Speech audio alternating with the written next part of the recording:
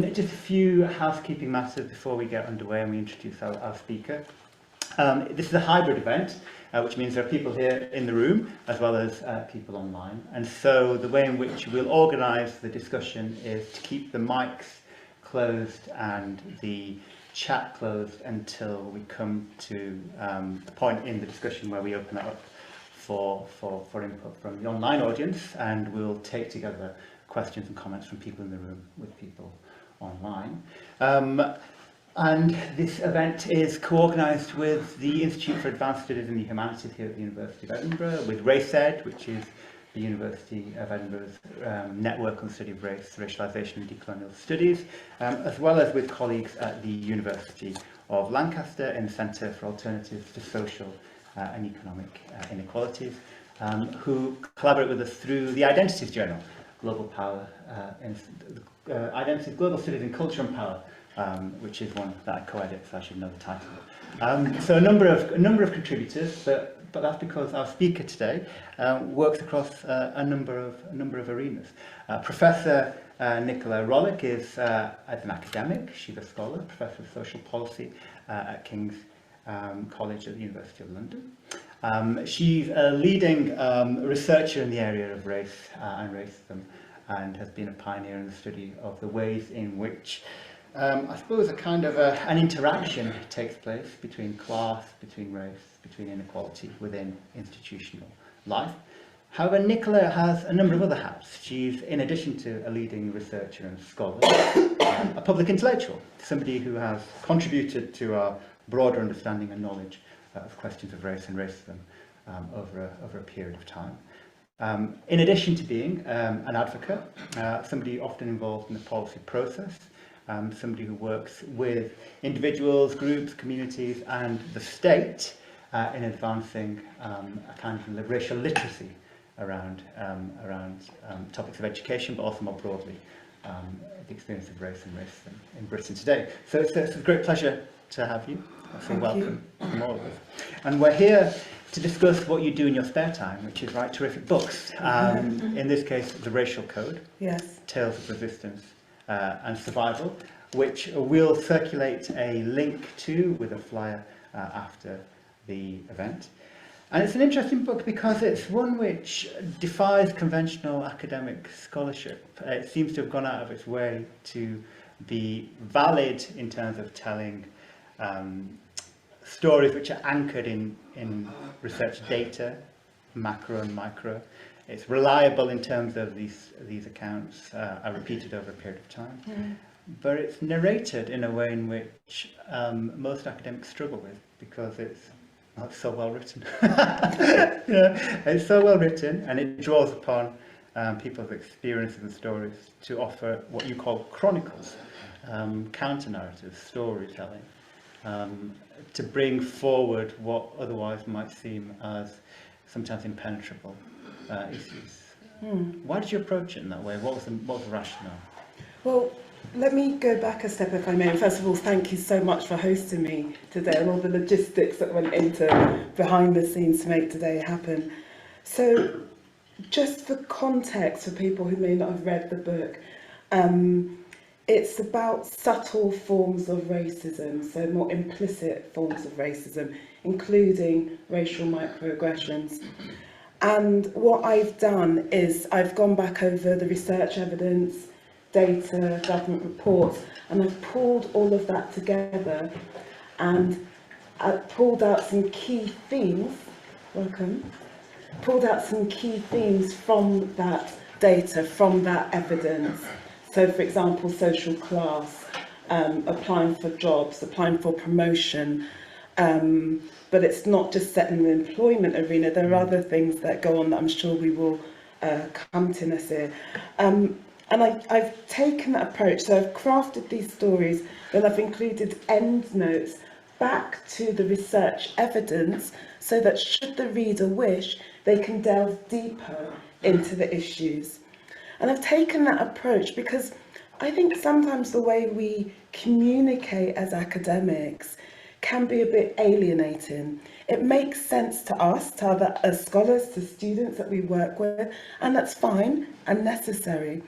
But as a black woman specialising in racial justice, it felt really important to me to communicate some of the complexities around how we theorise and interpret racial inequalities in a way that makes sense to a broader audience. And why? Well, because of course, racism isn't just the concern of academics and people who occupy spaces like this. It's the concern of us all. So it felt really crucial to me to communicate in a way that a wide range of people could connect with. So that's why I took that particular approach. And just to come back to some of the language in your question around chronicles, that's not something that I could claim, I'm afraid. In taking this storytelling lens, I'm engaging very much with the work of critical race theorists, as someone who uses that work myself. And we may come on to this, the way that it's been, I would argue, bastardised actually, both in the US and in what I would suggest is quite deliberate and divisive misreadings on UK soils as well by particular politicians. But I'm picking up, if you like, that invitation to use stories as a vehicle of change and as a way of foregrounding or placing on a platform the experiences of racially minoritized groups. Yeah, and the way in which you then tell those stories, they're almost multi-scalar. They're kind of intimate, they're personal, but they're also connected with the institutional life in which those individuals rest, work, survive. But they're coupled then to wider macro stories about nation, about group, about membership. And that's quite a challenging thing to run together, which, you know, you do exceptionally well. But it seems like your mode of focus all the way through the book is the everyday. It's the everyday encounters which bring those together. And so when I read it, I thought, that's Nicola, the social scientist. She's back in terms of the everyday. She's not offering a genealogy. She's not offering a study of institutions. She wants to see how these things calibrate and how people walk through them every day in their life. Yeah, because I think, I mean, if you are interested and knowledgeable about racial inequalities, so much of the data that I share will not be of surprise to you. But what I'm trying to do is make a connection between the data, so the reports that are constantly published. We've had this week the Casey review. So many people in my field would have barely batted an eyelid at that because it's not surprising to us.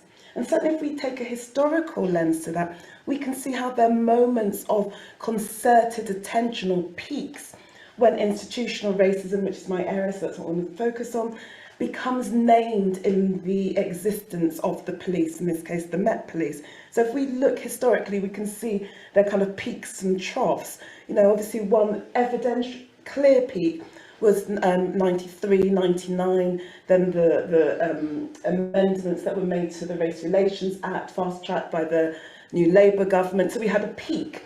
There was funding available. You looked in newspapers, there was funding available for projects, for conferences, for roles around race equality. We had race equality councils.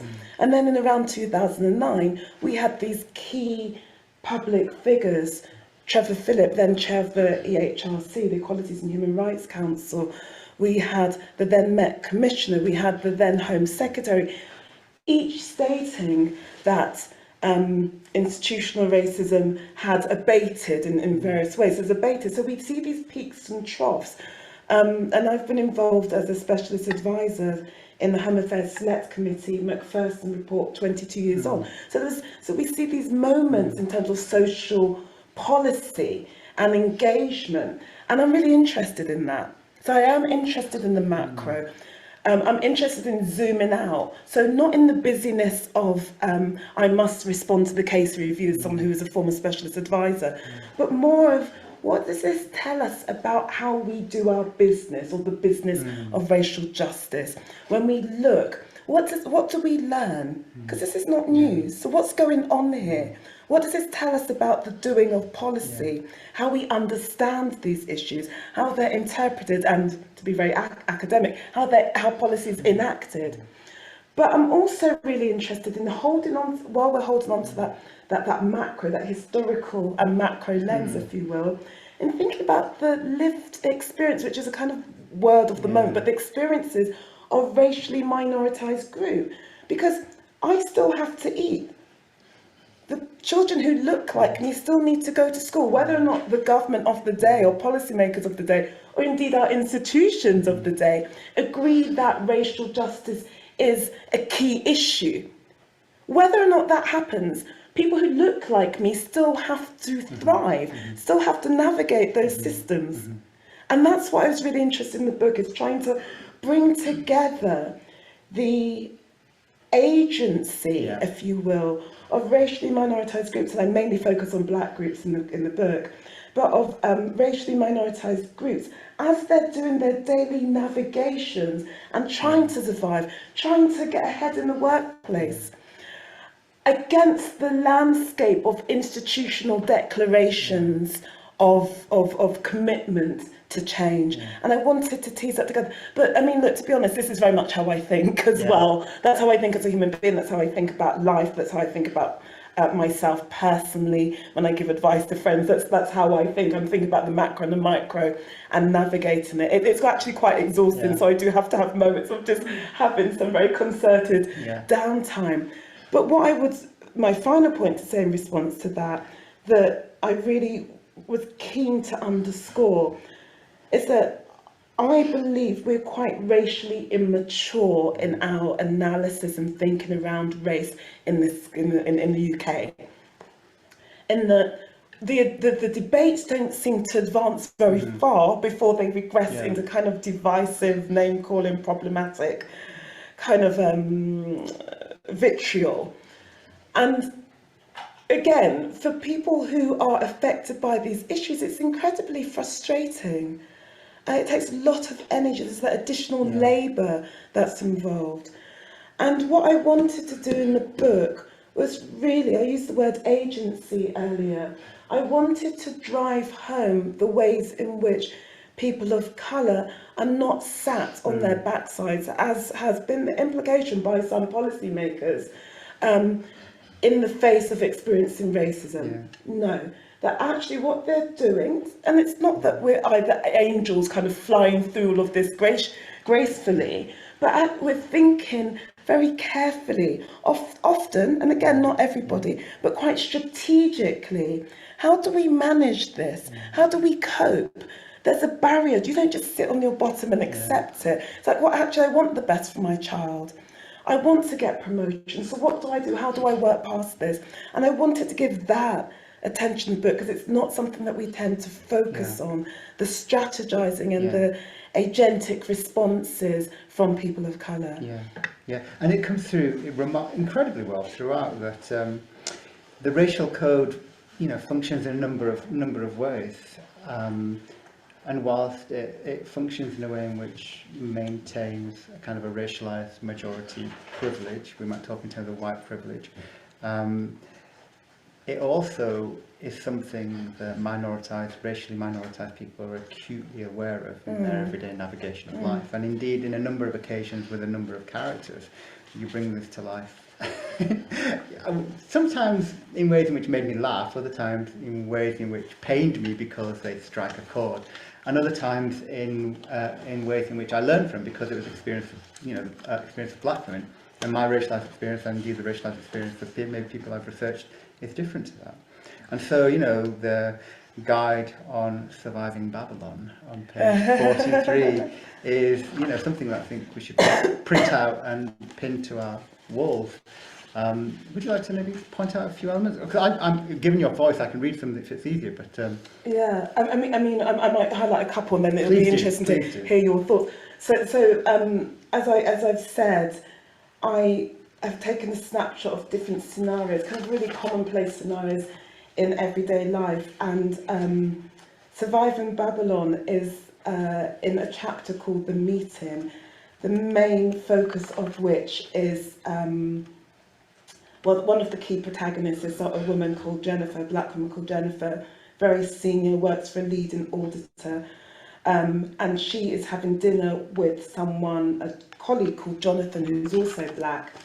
And as you can imagine, they're senior, so there aren't many other people who look like them at their level. And Jonathan has been invited to take gardening leave due to a slightly awkward situation that happened. That wasn't his fault, but nonetheless, he's held responsible. And again, this is not unusual, so there will be footnotes back to the data, back to the evidence. And I have them in conversation over dinner, and they are basically talking about, well, how do you survive workplaces? We've managed to fight our ways to this level, but how do you survive? What do you know, what advice could we give each other, maybe to future generations? And they're playing around with ideas, and they come up with, they basically argue that you need some kind of handbook, and Jen says, you know, the kind of thing you get given when you join an organisation. We need something like that for us, for black people. And Jonathan laughs, saying, yes, a surviving white organisations guide, survive in Babylon, I have an idea. And they go on to devise, and there's a list, these points, these series of tips for surviving mainly white spaces. And I'll read a couple, but I'm really interested in what struck you, because many people say they find it funny, and it's interesting because when I was writing it, it didn't occur to me that it was funny. It didn't occur to me that it was funny because I was so focused on trying to place myself into the feelings and experiences of these characters, and thinking about the research, I've done on black female professors, thinking about my own experiences, thinking about the conversations I've had with black scholars who've come to me for advice and support. So I was busy chatting on that when people tell me it's funny, I'm like, oh goodness, that's really interesting. So so it says things like, some of it's a bit tongue in cheek, some of it's very serious.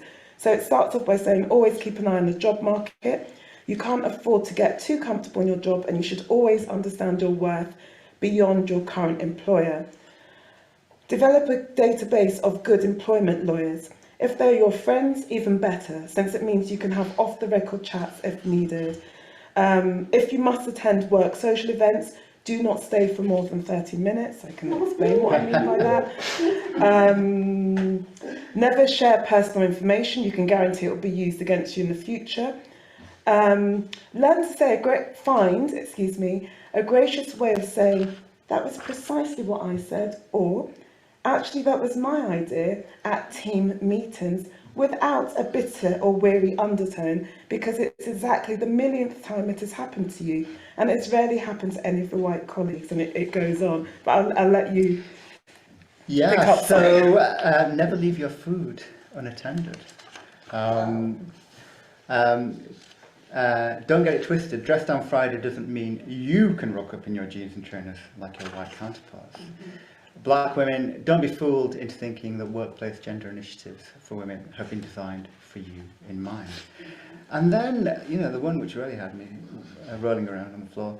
Beware of the following white colleagues. Those with a black or Asian partner or adopted child, mentee or best friend. Those with dyed hair, especially pink, green or blue, or nose rings. Women, whether junior or senior to you. Men, especially if you're more senior to them. Those who have gone either recently or in the past to a country where they were in the minority and subsequently use this as the evidential basis of their understanding of racism. Anyone with African art or sculpture. Those proclaiming they have for it will usually just be one, very close black friend who they talk to about race, and so on. Yeah, I mean, it goes on. So I just give a couple. Those who live in Brixton, Hackney, or Tottenham, or refer to such areas as vibrant.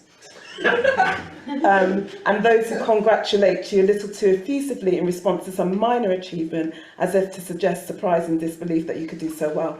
And really what I'm wanting to do is highlight the subtleties, and I'm wanting to bring together those experiences that racially minoritized groups go through, but we swallow in order to have a peaceful life, because there's no way, these things happen so often, there's no way you can respond to each of them. But what I want to do is to shine a spotlight on them.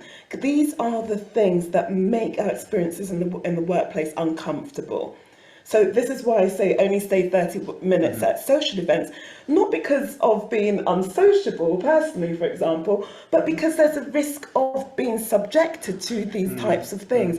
You know, I'm not really interested in hearing about my white colleague who for the first time when they went to Kenya, they're in a minority, they now understand what it means. I mean, it's so insulting and so ridiculous. One doesn't really want to have gone through the challenges that we all go through in the workplace and then spend this additional time in what's supposed to be a social event, then having to educate a colleague or navigate these microaggressions. So again, what I'm wanting to do is give space to them, is focus the spotlight on them, because quite often white people say, well, I don't know what racial microaggressions are, what they look like. Well, now you know. Now you know. You have a list. Yeah, absolutely, absolutely, and there are several actually in here. But part of kind of part of the racial code is revealing in terms of what happens when you break it. So if you no longer manage yourself in a way in which limits the impact and or isn't as big an impediment or a drag on your career as it might be. If you turn to face it, to challenge it, in ways in which are explicit and unsettling for white colleagues, especially senior colleagues, then the sanction, comes forth. And that's partly, obviously, when you're discussing the need to have a good bank of employment lawyers, and or from other cases that you open the book with, actually, in Femi and so on. Yes. In terms of her challenge to be appointed to the appropriate grade for her career. Absolutely, and I think this is again what I'm wanting, the work I'm wanting the book to do, which is there is a code, there's an unspoken set of rules that we all sign up to. So part of that tacit agreement, that social contract, if you will, is that we as people of colour won't name all of these things. Because if we do so, we'll make white people feel uncomfortable. And if you make white people feel uncomfortable, white people are generally people who are in positions of power. They're usually your line manager or running the university, for example. That then makes your life difficult. It's not that you're going to hear, thank you very much for pointing that out, I'll go and reflect on my practice and read some of the wider literature. You then become seen as what Sarah Ahmed calls a killjoy. You become seen as the problem. So my argument is that the contract that exists around this, drawing also on Charles Mills's work, is that we agree to some extent, not always, to be silent. We see and note it as people of colour in order to stay sane, in order to give ourselves an arguably peaceful, and I use that word advisedly because it's not really peaceful, life, in order to reach our end goals. And for white people to maintain an investment in themselves as likeable and as good liberal people. And this is why I'm kind of playing with the, if you're dyed, if you've got a nose ring, if you've got pink hair, because I'm playing with that idea of this liberal white person who reads The Guardian, etc., etc., etc., who's got an adopted black child, whatever it is, or grandchild, and see themselves, therefore, by their own assessment as allies. And I'm really wanting to critique that and say that actually there's deeper work to be done about the investment in whiteness and white privilege. But it might be, and now might not be the time, but I'm really interested in what happens when you, as a person of colour, present in a way that challenges white norms and expectations as well. And that's something that I get a lot, because I seem to, for many people, it isn't just white people, but for many people, my presentation of self disrupts or sits at odds with the ways in which a so-called black person is supposed to be. That's through my comportment, forms of dress. It's very Bourdieu. So forms of dress, my accent in usual times, maybe not so much of kind of inflected with this wonderful kind of flu undertones. But all of these challenge this idea of what a black person should be like. So it's got really interesting interplay of social class, norms and expectations, and also race. And I tried to pick up on some of that with the character that I call Miles in a setting is a private members club. And if we have time, should we have a reading from that? Yes, in a slightly husky voice. So as I said, this is Miles. Miles, just to explain for colleagues who may not have read the book, is middle class, and his suits are made to measure on Savile Row in London. So, you know, I've set him up to be middle class, unequivocally middle class. I don't want any confusions about that before we enter the main argument of the chapter. And he's been invited as the guest of honour to a reception at a private members club in the middle of, I think it's Mayfair. I can't remember if I wrote that, but Mayfair was in my head and that's what I was envisaging. And he's just entered the reception. Let me take a swig of water before I go in. Before you go into the club. So,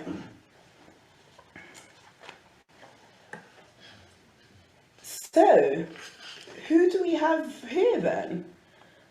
Miles swallowed an internal sigh and reached out to shake the hand of the gentleman who had positioned himself before him. Miles Walker, very good to meet you. And you are? Digbeth Winthorpe Brown, the man announced. I've been a member here for over 30 years. My father was a member and his father before him, trying to encourage my son to join. Works in the city as a lawyer, but he's still thinking about it, whatever that means. What did you say you do for a living? Miles detested such shows of masculine pomposity, especially those weighed down by an unflinching privilege that the privileged refused to acknowledge or perhaps just didn't care about. I'm also a lawyer, actually. Digbeth Winthorpe Brown turned to face Miles full on and peered at him inquiringly. And where do you practice? Perhaps I've heard of it. He smiled benignly. Perhaps you have, Miles responded, growing irritated by Winthorpe Brown's arrogant condescension, and then becoming irritated in turn that he was allowing this man to annoy him. I've just moved to Ashcroft and Boverty. He had to think of a way to extract himself from this man's clutches. Ashcroft and Boverty? You mean on Fleet Street? Digbeth's voice rose ever so slightly in surprise. Miles decided to turn the conversation on its head, play with this ignorant git. Ah, so you know it? He allowed the incredulity in his voice to match Digbeth's. Yes, Ashcroft and Boverty, ranked second in this year's Legal 500. You must have heard of it. Digbeth Winthorpe Brown's nose twitched, but the smile faded. He was clearly put out not just by the question, but by Miles's sudden command of the conversation. However, an unhealthy concoction of a profoundly insecure childhood, mummy and daddy issues, an extremely privileged schooling, Eton followed by Oxford, and the comforts of wealth, generational, meant that humility and any degree of self-reflection were entirely out of the question. Well, of course I've heard of it. Yes, good law firm, yeah, very good. He studied Miles. Well, he mused eventually, with the air of one used to being listened to and equally accustomed to paying little attention to the views of others. I can't say I have much time for all those positive discrimination initiatives, all this grouping people together. He waved his hand dismissively because of what they look like. I was at some talk the other day, some young one of those activist types referred to me as white. Well, I can tell you, I gave her a pretty damn good piece of my mind. I told her, you, of all people, should understand why I object to labelling people in such a way. He leant in towards Miles. You'll understand what I mean. You seem like a pretty decent type of chap. And Miles' story and experience, I thought connected well in the chapter Darker Than Blue, and especially thinking about A Black Mother's Guide to Black Sons Everywhere, which again is the form that the racial code takes. Everybody, certainly I did, and every kind of racially minoritized person in academia has probably had the talk either from their parents at an earlier age or indeed a senior colleague of colour, in terms of explaining to them how generalised rules have a specific character and will function for them. Can I read a couple of items from this? Please. A Black Mother's Guide to Sons Everywhere. And there's a couple of items on here that I just point to seem contradictory. Yes. But in that, they're revealing the double standards. Yes, so, exactly. Yes. Item 6, never look a white person in the eye. Item 7, always look a white person in the eye. Item 19, call police officer sir, madam or officer when stopped to show courtesy and minimise any untoward conduct on their part. Don't call officers sir or madam in case they think you're being sarcastic. And they're the kind of interpersonal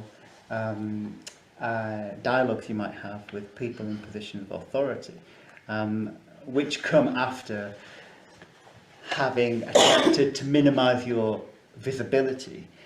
So, you have a list of items which include, never wear a hooded top. Well, if you're wearing a hooded top, that's better. If you just never wear one in the first place, never put the hood up. Never wear a baseball cap. Never wear trainers or white trainers. Because these will mark you out in a way in which they wouldn't mark out white young boys. Yes. And you're quite right. So this is as the book goes on, it gets darker and darker. By the way, and this particular chapter is called Darker Than Blue, and the focus of it really is I wanted to centre my attentions on black boys, and I also wanted to explore the relationship with the police as well, but also mainly what happens with black boys and black bodies and how we sanction and rationalise punishment through stop and search, through the use of tasers. And it was really interesting because as I was writing it, I use satire and parody, I really play with literary form in a way that actually conventionally in academic writing wouldn't. And as I was writing it, I was making up some data in order to drive home a point. And then I thought, well, let me have a look and see if this exists. And I found out that actually that did exist in terms of while black boys are less likely to be tasered than their white counterparts, the taser is applied to them for a longer period of time than their white counterparts. So it's discharged and maintained on their bodies.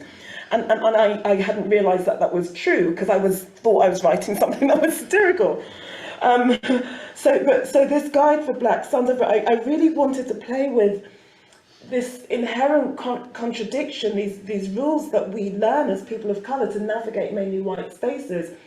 And some of them might be straightforward, so such as the ones we spoke to earlier, don't rely on, know your worth in terms of your workplace, and don't just rely on your employer to advise you of your professional worth. Always know your worth in the wider marketplace. That seems like it's relatively straightforward. It has issues, but the ones you just read out, so look a police person or look a white person in the eye, don't look a white person in the eye, call a police person, sir, or, officer, etc. Don't do that. And what I'm really wanting to draw attention to is the fact that these rules are in constant tension and negotiation, and that as people of colour we're constantly reading the room, constantly scanning, and there might be moments where you turn that radar down, but you have to be really damn comfortable and certain of why you're turning it down. And that's what I'm wanting to draw attention to, is the labour, the emotional labour involved in regulating oneself and navigating mainly white spaces.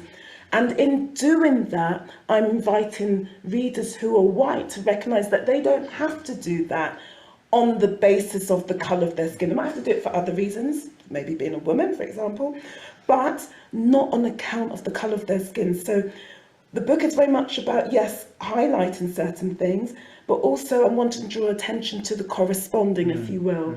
So the fact that you don't have to do this as a white person, think more critically about what it means to be in spaces in which you are comfortable and what that might look like for racially minoritized students or colleagues, for example. Yeah. Just whilst I ask this question, it's a primer really for the audience here to think about questions that they might have, because we're going to come to you next, and indeed to the online audience. We can open the chat, and if you have comments you'd like to make or questions you'd like to pose from the digital floor, please get ready to do so. So, I mean, coming out of the book and thinking about the work that you've done, obviously prior to it, and the work that you're doing presently in addition to the book, I was thinking about the comment, I suppose, which you've already touched on, which is that cyclical nature of the peaks and the troughs, the attention to things like institutional racism, and then its erasure from any kind of explanatory means of understanding, you know, our racial present or the racial code. You know, why is institutional racism no longer a relevant explanatory variable for understanding disproportionate levels of stop and search, you know, incarceration, detention, and so on. But your career trajectory, and this is one of the things I was trying to say in the introduction, is especially interesting not only because of its, you know, pioneering scholarship, but also because you've kept a hand in the policy process, and you know you're in the discussion about remaking institutions, revising policy, trying to make interventions which have demonstrable outcomes that are better than the starting point. So what's a win in that, in terms of the justification to persevere? Because it would be very easy to get quite cynical, and I think some degree of cynicism is necessary because I think it's a fair reflection of the reality, but not in a way in which turns inward or turns away, but can be a vehicle for perseverance, properly moderated in a way in which doesn't take such a toll, and the trauma is not so cumulative that it prevents you from participating. But you return to the policy process, you return to those places and spaces where there is a consultation, where there is an attempt to revise and change systems. So what's the kind of win for you in terms of progress, I suppose, in this? So it's a really good question, a really interesting one. I think it speaks to my earlier response about that, looking at the wider landscape. So I am quite mindful and selective about which media inquiries I respond to, because I don't want to feel like I'm caught up in the flurry of busyness around a given moment in time. And I don't mean that to sound arrogant at all, but it's more that I keep thinking, what are we missing? And I suppose this is the lens that we invite our students to think about, which is about being critical.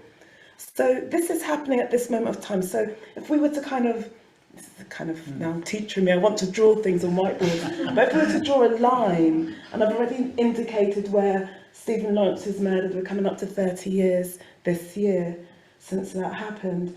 So then we've got 1999, so we've got these peaks.